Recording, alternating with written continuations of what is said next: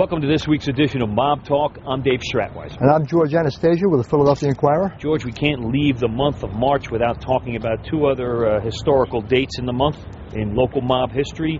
One of them is the 30-year anniversary of the murder of Angelo Bruno. March 20th, 1980, a seminal event in the history of the Philadelphia mob. Everything's come out of that over the past 30 years, everything that's happened.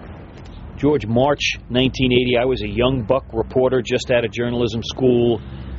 You were around covering the mob. Right. It was a Friday night, was it not? Friday night, rainy. Bruno has dinner at Cousin's Little Italy, very popular restaurant back then, and is driven back to his house around 10th and Snyder. And the driver that night is John Stanford, recently arrived in America from Sicily.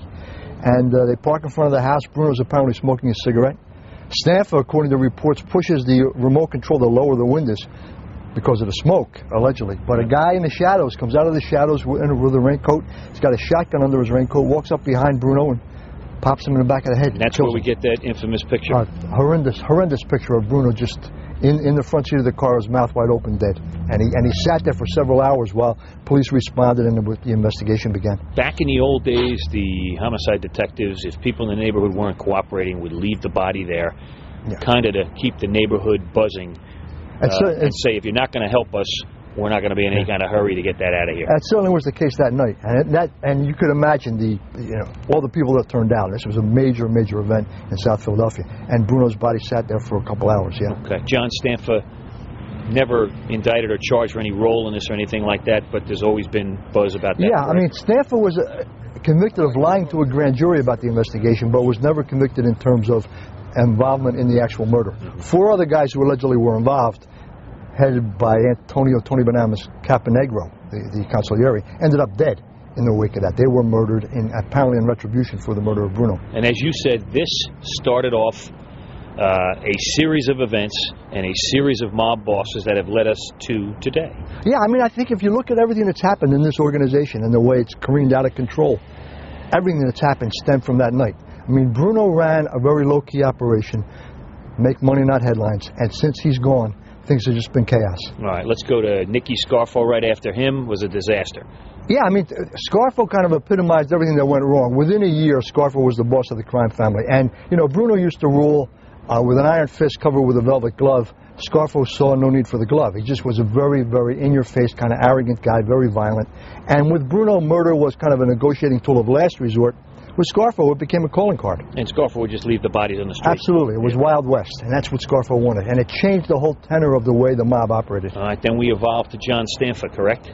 Stanford, who happened to be the driver that night, sits out the whole bloody Scarfo era, then comes out of jail after Scarfo and everybody's taken off the streets, and he becomes the boss in 1990, and then he clashes with the younger guys, and we all know how that played out. All right, and that rolls into Joey Merlino becoming the boss along with Ralph Natale. Natale was the boss in name, but really Joey was running the show, at least here in South Philadelphia. Yeah, Joey was the operational guy, the street guy, and Joey was, as we all know, the face of the Philadelphia mob in the late 1990s. He was kind of the John Gotti of Passyunk Avenue, and that Joey was, I guess, almost a teenager when Bruno was killed, but he grew up in that life, and he became part and parcel of what was wrong and right with the organization back then. All right, then we go to Joe Legambi after Joey Merlino, and we've now gone back to the Bruno era. Kind of come full circle. Yes. If you look at the way Legambi's operated for the last almost 10 years now. He's back in the shadows, make money, not headlines, very low key, and this was the hallmark of Bruno, and it's come in 30 years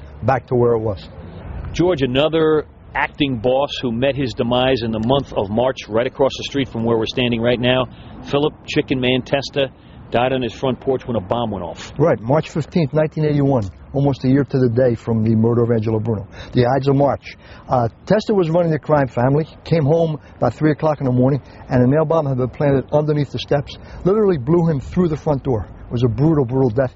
People in the neighborhood around here on Porter Street basically thought the refinery had exploded. That's how much dynamite was packed into that nail bomb that sent him through the door. No room for doubt there. Yeah, I mean, this was planned assassination, and it set the family further careening out of control.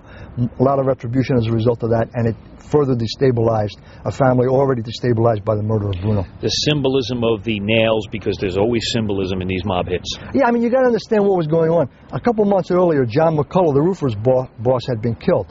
Now, he was killed for trying to horn in on Scarfo's action in Atlantic City in the bartenders union. But the guys who killed Testa wanted to make this hit look like it was coming from the roofers. In fact, it was not. It was an internecine power struggle. But that's why the nails were planted in the bomb, to make it look like the roofers union was seeking vengeance for the murder of John McCullough. And we don't know a lot about Phil Testa. Tell me a little bit about him. Well, I mean, Testa was Bruno's underboss for years and years and years. He was called Chicken Man because his family, I think at one point, was in the poultry business. I guess the most interesting thing about Testa's reign as mob boss was it was celebrated in a Bruce Springsteen song. In the song Atlantic City, Springsteen's got a line in there about how they blew up the Chicken Man last night. That's a reference to Testa. Well, we passed March 17th, St. Patty's Day, the anniversary of the John Stanfa mob being taken down, and no one here in South Philadelphia got arrested this week. No, everybody was waiting to see if anything happened. It did not, and now we speculate about, are they going to make it to the summer? Here we go again. All right, do they get to the beach? Absolutely, we'll see. All right, that's it for Mob Talk this week. We'll see you next week.